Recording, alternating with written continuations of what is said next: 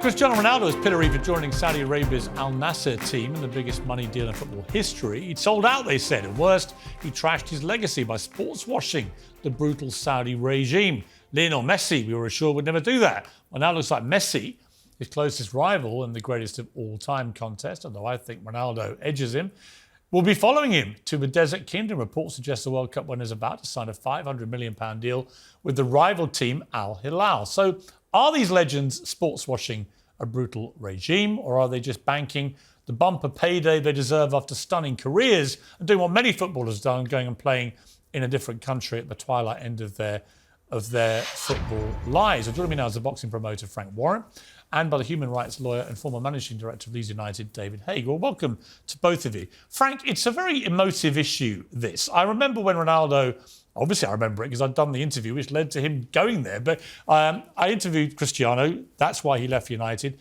ends up going to Saudi Arabia. A lot of Messi fans mocking this, now probably having to eat their words, because it looks like Messi may be following Ronaldo because the money is simply stratospherically higher than these guys could get anywhere else in the world at this stage in their careers. Are they doing anything morally wrong? No, I don't think so. I think if you, first of all, you've got to look at the situation that, last year our elected government and the Prime Minister who was elected at the time, Boris Johnson, if you remember when there was all the oil prices were shooting up very high, he went over to Saudi to try and do a deal for oil for us. We have companies over here in the UK who trade on a daily basis, providing arms, aeroplanes, cars, everything to Saudi. So a sportsman who has a very short lifespan or in his career, you can't blame them at the end of the day for going there. It's a question of their morals. And again, you go back to the 60s. I can remember all the English players going to South Africa, and when the apartheid was going on, lots of them were going there. Yeah. Well, David Haig, my issue with this whole sports washing debate, and we had all this over the World Cup in Qatar, it's just this stinking hypocrisy, whichever way you look. Everyone who puts on their moral halo, including, by the way, our country, which last time I checked illegally invaded Iraq in 2003. What right do we have, frankly, to cast moral aspersions on other countries and players taking their business there, given that we let them play here when we did something like that?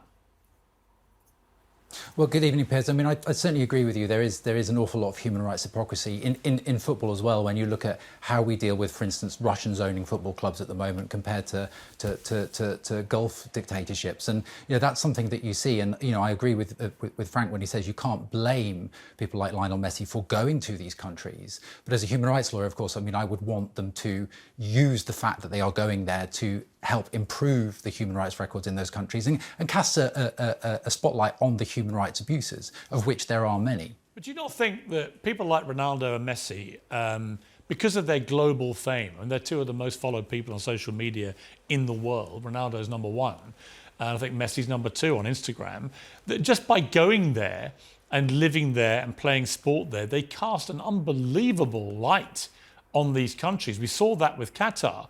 And so, in a way, just by being there, these guys, with their profile, they do go quite a long way to highlighting other issues, don't they? They do. I mean, that's I think one of the benefits that you get from players going to countries like this, and from what we saw in the Qatar World Cup. But I think that's a smaller one. You've also got to, I think, look at the fact that the people that are being abused in Saudi and other countries, and how they feel. Because at the end of the day, we can debate this. Is Lionel Messi's football worth $500 million for a couple of years? That's not a commercial decision in terms of a football commercial decision. It's a decision by Saudi to effectively sports wash their human rights abuses. Well, actually, see, I take issue with that because I know a lot about the Ronaldo deal and everything.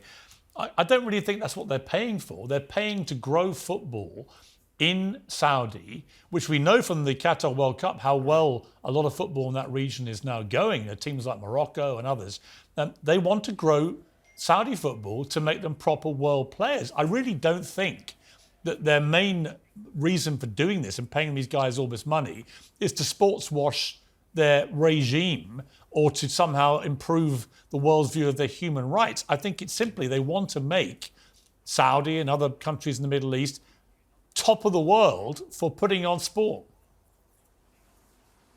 Well, I think it's That's absolutely true. Yeah. Let me bring in Frank. Yeah, Frank, you answer that one. Yeah, sorry. I feel that's right. It's not just football. I mean, they've invested very heavily in golf, Formula One, WWE. They've had boxing now, various sports, and it's all investment. I mean, to get someone to go there, you're going to have to pay them a premium at this stage until it becomes a destination, and that's a fact of life. But for example, the Formula One has paid off, hasn't it? They've got the whole world's eyes are on that, on big boxing events and so forth.